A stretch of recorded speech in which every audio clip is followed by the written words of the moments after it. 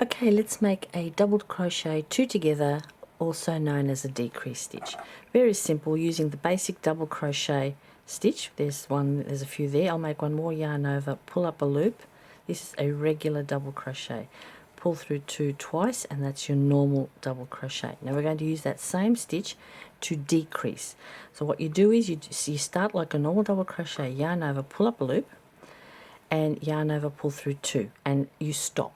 It's incomplete. And you do the same process for cluster stitches, but this is not a cluster, this is a decrease, because the next step is to yarn over, go to the next stitch or space, depending on what your pattern's telling you to do, move over, pull up another loop, yarn over, pull through two more loops like that. Now I have two incomplete stitches across two other stitches with 3 loops on my hook.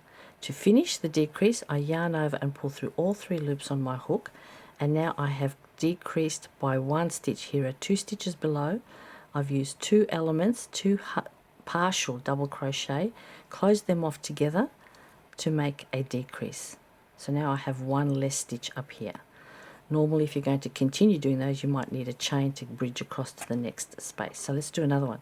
I'm going to come over here now, yarn over, pull up a loop, yarn over, pull through 2. That's 1 partial double crochet. Again, into the next space, yarn over, pull up a loop, yarn over, pull through 2. That's another partial. So you can see very clearly I have 2 incomplete stitches. But once I do the yarn over and pull through all the 3 loops on my hook, I've now closed them together and reduced the number by 1. Alright, let's do that one more time.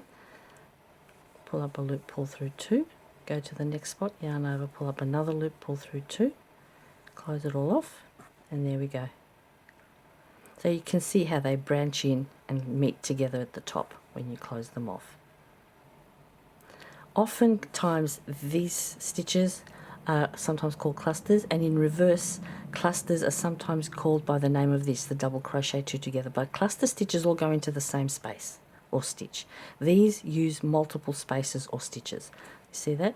So I'm reducing by 1 each time because I'm using 2 stitches to make 1.